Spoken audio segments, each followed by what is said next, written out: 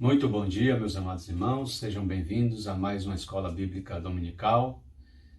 Graças a Deus pela vida de cada irmão que tem acompanhado os cultos, a IBD, porque eu tenho certeza que os irmãos têm se edificado, assim como eu tenho me edificado com a palavra do Senhor. Quero agradecer mais uma vez aos irmãos que puderam cooperar com a campanha para a favela lá de Diadema, que pegou fogo. Nós conseguimos um bom número de doações. Essas doações estão sendo preparadas, serão levadas ainda hoje lá para a ONG que está assistindo aquela favela.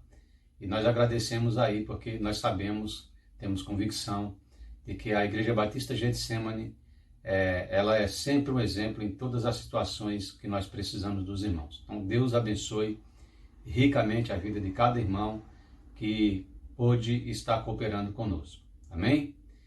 Nós vamos orar, vamos falar com o Senhor agora, agradecer a Deus por esta oportunidade e logo em seguida o Ministério de Louvor nos trará aí um louvor para então nós começarmos a nossa última lição da carta do apóstolo Paulo às igrejas da Galácia. Tá bem? Oremos. Pai de amor, nós te agradecemos, Senhor Deus, por estarmos reunidos em teu santo nome, para te louvar, Senhor Deus, para aprender mais da tua palavra. Te agradecemos, Senhor Deus, pela tua igreja, que mais uma vez pôde exercer a graça, a misericórdia, Senhor Deus, a compaixão e cooperar, Senhor Deus, doando leite e água, Senhor Deus, para aquela favela que pegou fogo em Diadema, Senhor Deus.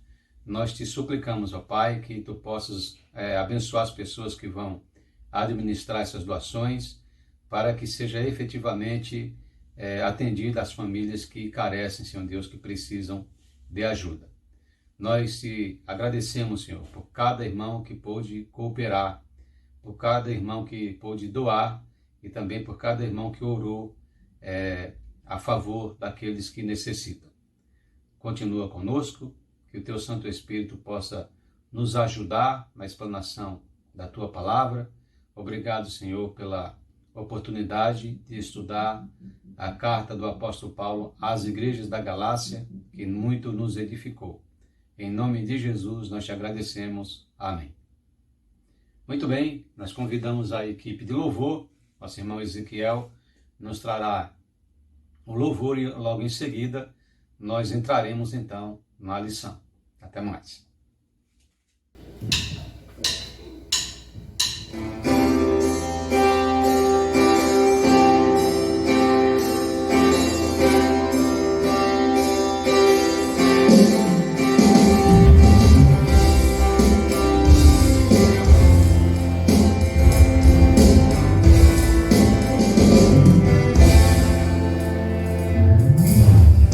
Sobre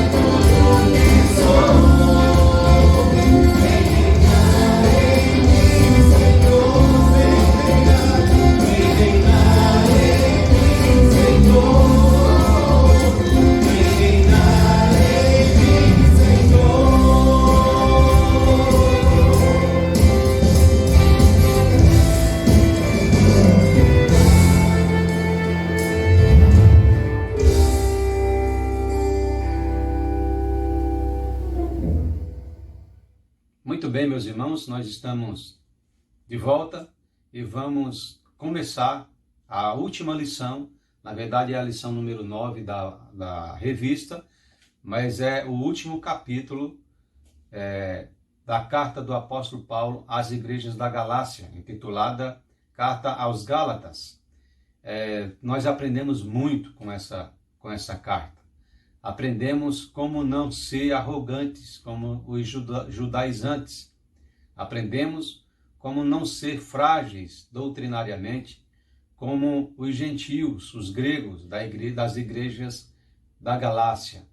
Aprendemos alguns costumes importantes sobre o Império Romano, que comandava toda aquela região, porque a Galácia era uma província do Império Romano. Então, durante esse período que nós aprendemos sobre as igrejas da Galácia, eu tenho certeza absoluta que enriqueceu um pouco a vida dos irmãos, assim como enriqueceu a minha. E nós estamos aí no último capítulo desta carta, capítulo 6. Essa lição ela vai do versículo 1 ao versículo 18. Mas nós não vamos ler de uma vez só. Nós vamos ler passo a passo no desenrolar da lição, tá bom? A lição tem como título: Seja responsável e glorie-se na cruz. O texto básico é Gálatas, como eu disse, 6, de 1 a 18. E o versículo-chave é o versículo 14, que nos diz assim: Mas longe esteja de mim gloriar-me, senão na cruz do nosso Senhor Jesus Cristo, pela qual o mundo está crucificado para mim e eu para o mundo. Temos aí uma declaração do apóstolo Paulo, se auto-intitulando Nova Criatura, onde o mundo foi crucificado para ele e ele para o mundo.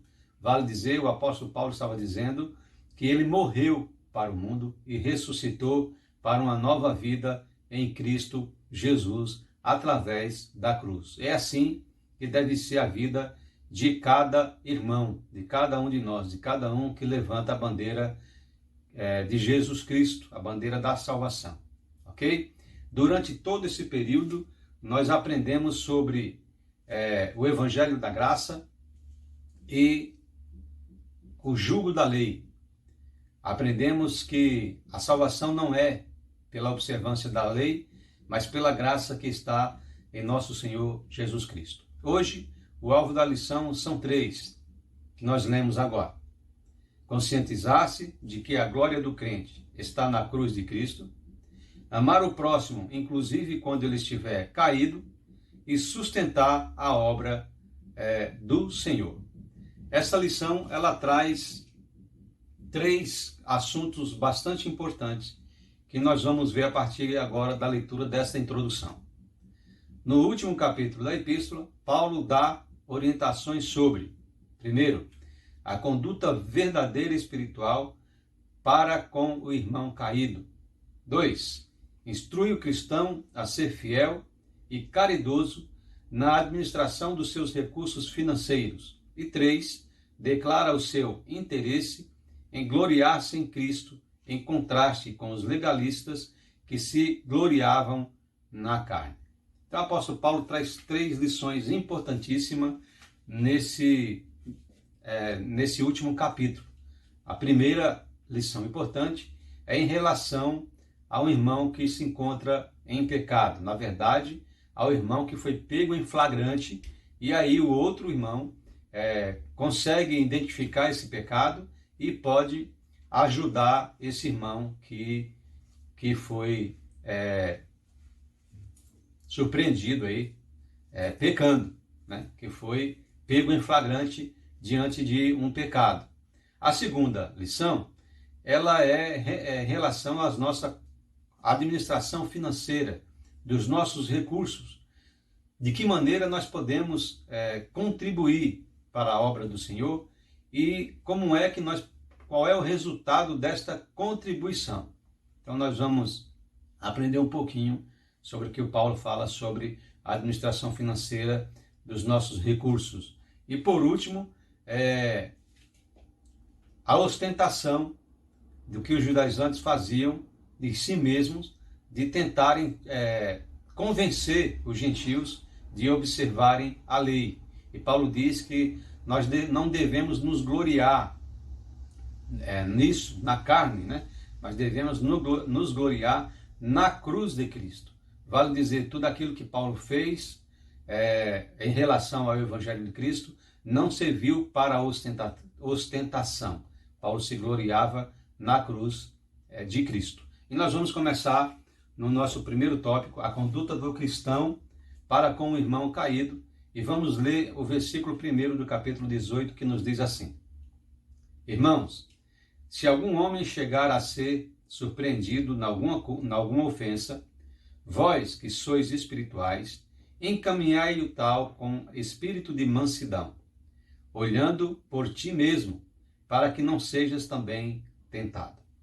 O que é que o apóstolo Paulo nos ensina nesse primeiro momento deste assunto, o tratamento com o irmão caído?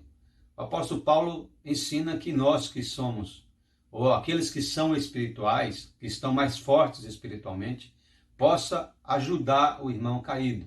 Em primeiro lugar, conduzindo ou encaminhando o irmão com espírito de mansidão. Mas conduzindo, encaminhando para onde?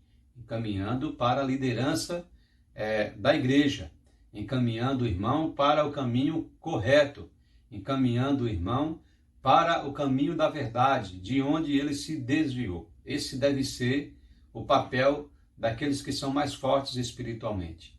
Além disso, aqueles que estão mais fortes espiritualmente e que veem o irmão caído em pecado, segundo Paulo, precisa olhar para si mesmo, para que não seja também tentado. Como é que isso acontece muitas vezes? Muitas vezes nós surpreendemos alguém em pecado e nos escandalizamos com o Evangelho. Nós pensamos, como é que uma pessoa que viveu tanto tempo no Evangelho pode pecar desse jeito?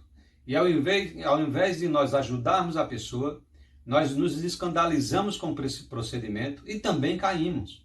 Infelizmente, às vezes isso acontece. Às vezes isso acontece, por exemplo, quando esse pecado é através de um pastor. Quando ele é surpreendido pecando, aquele irmão que tanto admirava se escandaliza com o Evangelho e acaba também se desviando da verdade. Isso não pode acontecer de maneira nenhuma, porque nós temos que olhar para a cruz de Cristo. Com relação ao irmão caído, nós precisamos ajudá-lo a levantar, precisamos dar palavras de apoio e não cobrar uma posição de retidão da parte dele, quando às vezes nem nós mesmos conseguimos fazer. Seguindo a lição, nós vamos para o primeiro item que o autor diz, nós devemos corrigi-lo. Paulo imaginou um irmão surpreendido em alguma falta, alguém que cometeu um pecado e foi apanhado em flagrante, e não alguém que vivia habitualmente pecando. Qual é a diferença entre alguém que foi surpreendido pecando e alguém que tem o hábito de pecar? É porque aquele que tem o hábito de pecar, ele não é convertido. Enquanto nós estivermos aqui na terra, nós vamos continuar pecando. Mas como crentes em Jesus Cristo, nós não podemos ter prazer no pecado. Então eu não posso, meus amados irmãos, ter prazer em mentir, em ficar arrumando situações que não existem. Pode acontecer de eu ter feito isso, de ter pecado, mas eu não posso ter prazer nisso. Eu preciso me redimir, eu preciso pedir perdão, eu preciso me conciliar com as pessoas que foram envolvidas nessa mentira e deixar de fazer isso. Eu não posso mentir hoje e amanhã mentir mais e depois mentir mais, porque isso vai se tornar um hábito em minha vida. Isso vai se tornar um costume e eu, notadamente, não vou dar testemunho de cristão, e sim de mundano, de uma pessoa que não conheceu a Cristo. Então, quando o irmão cair, nós devemos encaminhar o irmão com o espírito de mansidão, vale dizer, com amor, com misericórdia, tentando ajudar o irmão a sair dessa situação difícil. Do versículo 2 ao versículo 5, ainda continuando na conduta para com o irmão caído, nós lemos assim: levai as cargas um dos outros, e assim cumprireis a lei de Cristo. Porque se alguém cuida ser alguma coisa, não sendo nada, engana-se a si mesmo. Mas prove cada um a sua própria obra, e terá glória só em si mesmo e não noutro, porque cada qual levará a sua própria carga. Temos aqui uma situação bastante peculiar. Muitas vezes nós surpreendemos o irmão em pecado e costumamos ficar apontando o dedo para esse irmão, como se nós estivéssemos acima de qualquer suspeita ou estivéssemos acima de qualquer tentação. Nós temos que ter muito cuidado com isso, porque não somos nós, por nosso próprio esforço, pelas nossas próprias forças, que somos fiéis ao Senhor. Porque se dependesse de nós, nós jamais seríamos fiéis ao Senhor. Nós somos fiéis ao Senhor porque o Espírito Santo nos ajuda a caminhar, nos conscientiza do pecado, da justiça e do juízo e nos faz andar num caminho do Senhor. Por isso que o apóstolo Paulo disse: se alguém cuida ser alguma coisa não sendo nada, engana-se a si mesmo.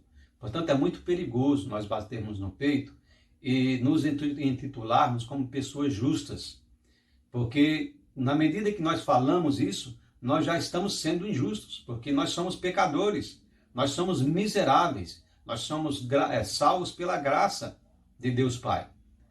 A nossa condição como homem é uma condição inerente ao pecado. O que nos faz ser fiéis é o Espírito Santo, o que nos faz ser fiéis é a palavra do Senhor. Tá certo que nós nos esforçamos por permanecermos na palavra, nós nos esforçamos por tentar ser fiéis ao Senhor, mas no final das contas nós só somos porque o Espírito Santo nos alimenta com a palavra, nos orienta sobre a nossa conduta. Então nós precisamos ter essa consciência, porque somente assim nós vamos conseguir levar as cargas uns dos outros. Então o irmão pecou, nós precisamos dar apoio a esse irmão, nós precisamos ajudar esse irmão. É o que o autor diz aí no segundo tópico que nós lemos assim: segue-se uma afirmação que deve abranger todos os casos particulares.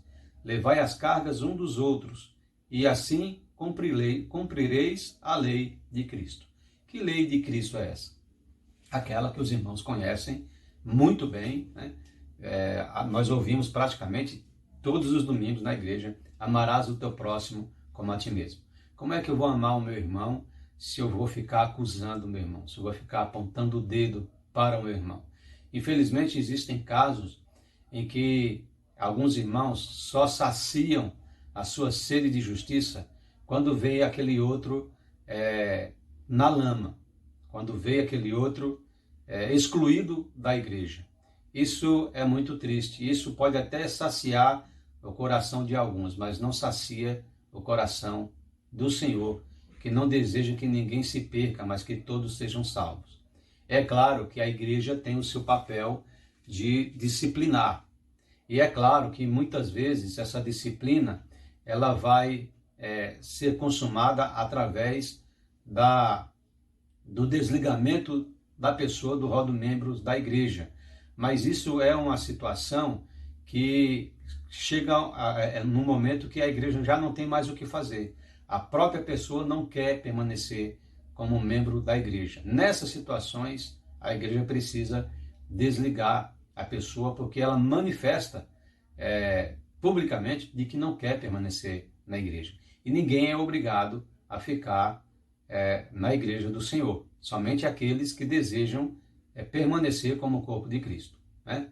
Muito bem, vamos caminhar para o segundo tópico: a ceifa na proporção da semeadura. Esta lei da semeadura, ela é um princípio geral de vida, de conduta, não somente em relação às finanças, mas em relação a tudo que nós fazemos em nossa vida. Nós vamos ler agora o versículo 6, o versículo 7, e vamos, apesar do apóstolo Paulo ter direcionado essa palavra para a administração financeira, nós vamos ver na leitura da palavra que ela se enquadra em todos os procedimentos de nossa vida. Vamos ler então. E o que é instruído na palavra, reparta de todos os seus bens com aquele que o instrui. Não erreis, Deus não se deixa escarnecer, porque tudo o que o homem semear, isso também ceifará. O apóstolo Paulo está orientando aqueles que têm mais recursos para dividirem com aqueles que não têm. Resumidamente, nós estamos falando de ação social. Então, quando nós temos oportunidade de ajudar as pessoas menos favorecidas, nós precisamos fazer de bom grado, é claro, porque se não for de bom grado, é melhor que a gente não participe. Deus não vai se agradar da doação daqueles que fazem por obrigação, da doação daqueles que fazem entristecidos. Deus se agrada da doação daqueles que fazem com alegria. É por isso que não somente o dízimo, mas as ofertas precisam ser entregues com alegria de coração, porque o Senhor não vai se agradar. E aí, o Senhor inspira o apóstolo Paulo a escrever no versículo 7 um princípio geral de semeadura que diz que tudo aquilo que o homem semear, isso também ceifará. E aí essa é uma regra geral, não somente para a vida financeira, mas por tudo que decorrer da conduta do homem, seja financeiro, seja espiritual, seja moral. Tudo aquilo que nós plantarmos, certamente nós iremos ceifar. Eu costumo dizer que a semente, nós temos como escolher. Eu escolho, por exemplo, a maneira de como eu vou ser infiel ao Senhor. Eu escolho, por exemplo, a maneira de como eu vou magoar o meu irmão. Eu escolho, por exemplo, a maneira de como eu vou cometer um pecado com a minha conduta. Eu escolho, por exemplo, a maneira de como eu vou dar um mau testemunho. Porque isso é uma escolha nossa.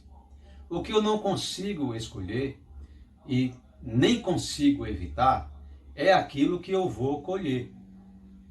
Eu vou escolher aquilo que eu vou plantar. Me perdoe se eu troquei as palavras. Eu vou escolher aquilo que eu vou plantar. Então, o pecado que eu vou plantar, esse eu escolho. Os erros que eu vou cometer, plantando o pecado, isso eu escolho. O mau testemunho que eu vou dar, através do meu procedimento, esse eu escolho plantar. O que eu não escolho, na verdade, é colher os frutos de tudo isso. Isso eu não tenho como escolher, porque não depende de nós, depende do Senhor. Nós vamos colher aquilo que nós semearmos, não temos dúvidas disso. O problema é que nós não sabemos quando e como nós vamos colher. Por isso que nós temos que estar preparados. Com relação à nossa vida financeira, nós precisamos agir diante do Senhor de forma fiel, de forma digna. Nós vimos a semana passada um texto de Mateus capítulo 23, versículo 23, onde Jesus critica os escribas e os fariseus, orientando eles que eles devem dizimar.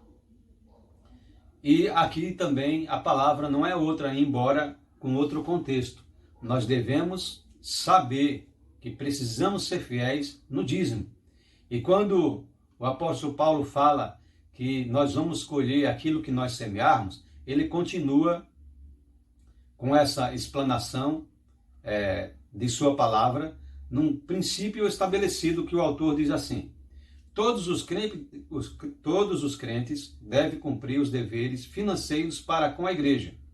A nossa contribuição é um bom termômetro do amor que temos para com a obra de Deus. Nós sabemos que é a obrigação de todo crente contribuir de forma financeira para o sustento da casa do Senhor. E eu sempre costumo dizer isso na igreja. Nós temos um corpo de 180 membros. Infelizmente, nem todos dizimam, mas todos todos usufruem daquilo que a igreja pode oferecer. Todos, indistintamente, usam os equipamentos eletrônicos, usam água, usam luz, usam o conforto da igreja. todos indistintamente têm o direito de usar o salão de confraternização. Todos indistintamente têm o direito de usarem o seguro de vida da igreja, por exemplo, né?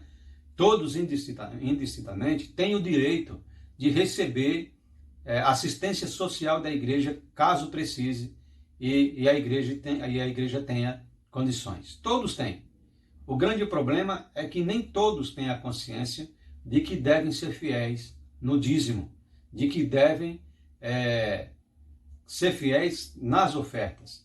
E aí vem a palavra do apóstolo Paulo, porque tudo que o homem semear, isso também ceifará. E ele continua essa tese no versículo 8 até o versículo 10, que diz assim: porque o que semeia na sua carne, da carne ceifará a corrupção, mas o que semeia no Espírito, do Espírito ceifará a vida eterna. E não nos cansemos de fazer o bem, porque a seu tempo ceifaremos, se não houvermos desfalecido. Então, enquanto temos tempo, façamos bem a todos, mas principalmente aos domésticos da fé. O fato de sermos fiéis ao Senhor, de semearmos de entregarmos os nossos dízimos e as nossas ofertas, também é uma forma de semearmos o bem, porque nós estaremos fazendo o bem através da ação social da igreja para muitas pessoas. Exemplo disso foi a campanha da viseira, a campanha do leite, a campanha da água, que nós sabemos que vai abençoar a vida das pessoas. Isso é muito importante. Isso é muito gratificante, porque nós sabemos que do pouco que nós podemos contribuir, algumas vidas serão abençoadas. Em relação ao dízimo e à oferta, o que acontece é que quando nós dizimamos de forma fiel e quando nós cooperamos, ofertamos, nós não estamos cooperando apenas para a manutenção do templo, apenas para a administração financeira da igreja, mas nós estamos cooperando também para a evangelização, porque é através da entrega dos nossos dízimos e de nossas ofertas que o evangelho ele é espalhado sobre a face da terra. Isso é muito importante. Tópico 2 dessa lição, a ceifa na proporção da semeadura, nós lemos assim: o princípio é explicado. Grande soma de dinheiro para os nossos prazeres e míseros centavos para Jesus, isso é semear para a sua própria carne. O que é que isso quer dizer? Que muitas vezes nós não somos fiéis ao Senhor nos nossos dízimos, nós não somos fiéis nas nossas ofertas.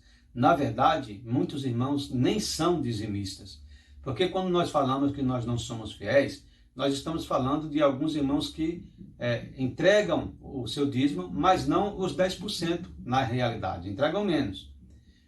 Mas existem pessoas que nem o menos entregam, eles não entregam nada, mesmo possuindo trabalho, mesmo possuindo bens, eles não são dizimistas, eles fazem questão de não dizimar, porque entende que talvez o dízimo não seja bem administrado, ou talvez não haja provas de que deve dizimar no Novo Testamento. Isso é um erro doutrinário muito grande.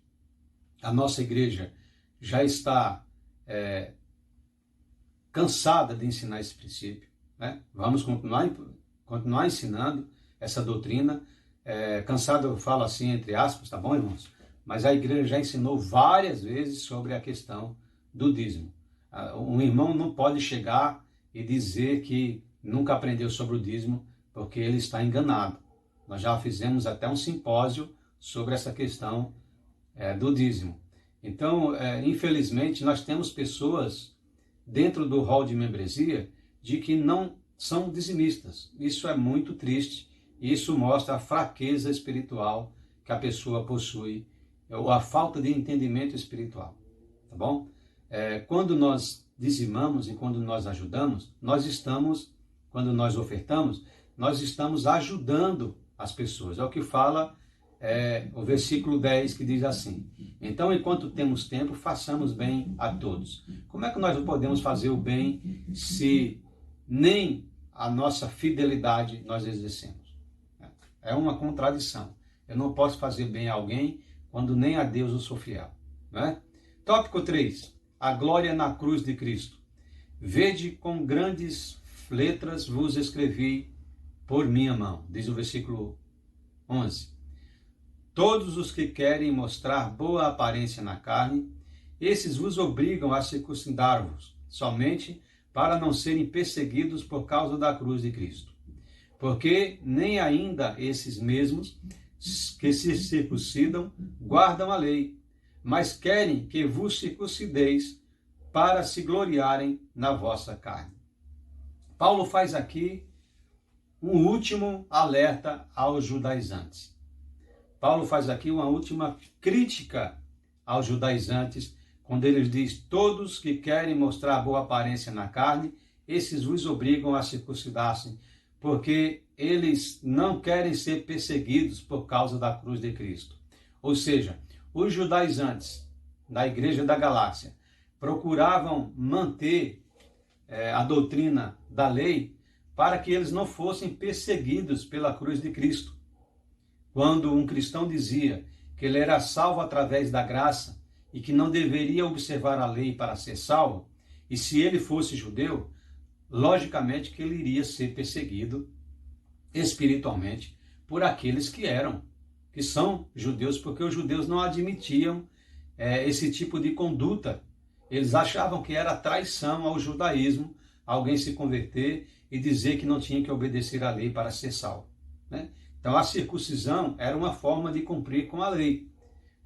Quando o judaizante dizia que era necessário se circuncidar para ser salvo, ele estava dizendo que é necessário cumprir a lei para ser salvo. Então, fazendo isso, eles não iriam ser perseguidos por causa do Evangelho de Cristo, que dizia justamente o contrário. E quando eles convenciam um grego, um gentio, sobre esse entendimento, eles se gloriavam na carne. Vale dizer, eles sentiam grande alegria, grande prazer em saber que eles estavam convencendo o gentio de observar a lei se circuncidando. O tópico 1 desta lição diz assim: os que se gloriam na carne. No versículo 13, Paulo denuncia a real intenção daqueles judaizantes que procuravam convencer os gálatas a se circuncidarem. Esse é o verdadeiro ensinamento desse tópico, gloriar-se na cruz de Cristo. O versículo 13 diz assim: porque nem ainda esses mesmos que se circuncidam guardam a lei, mas querem que vos circuncideis, para se gloriarem na vossa carne. Esse era o papel, infelizmente, dos judaizantes, se gloriarem na carne, todas as vezes que eles olhavam para a lei e sentiam prazer na circuncisão. Versículo 14.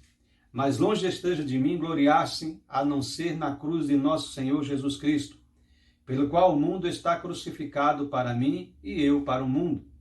Porque em Cristo Jesus nem a circuncisão, nem a incircuncisão tem virtude alguma, mas o ser nova criatura.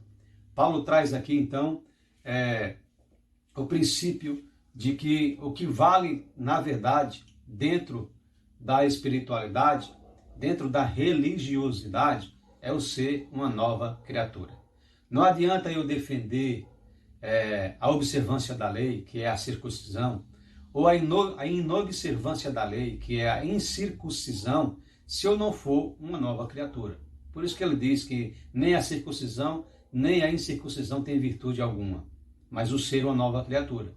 Porque se eu defendo uma coisa ou outra, mas eu não sou uma nova criatura, isso não tem valor nenhum. O que tem valor é eu mostrar ao mundo que, através do meu procedimento, eu sou uma nova criatura em Cristo Jesus, nosso Senhor. Tópico 2 dessa lição diz: os que se gloriam na cruz. Quando uma pessoa é salva, rompe com o mundo, no sentido de não mais ser atraída ou influenciada pelos conceitos e coisas do mundo. O mundo perdeu a atração, porque o salvo encontrou alguém que o satisfaz plenamente. Isso é ser uma nova criatura. Isso é estar em Cristo Jesus, nosso Senhor, mostrando que nós somos uma nova criatura. Gálatas para o dia de hoje. O que é essencial na mensagem de Paulo aos crentes da Galácia e também para os crentes do século 21 é o seguinte: porque temos confiado em Cristo, Ele nos tem tornado livres. Aleluia! O Senhor nos tornou livres em relação à lei. O Senhor nos tornou livres porque a salvação é pela graça.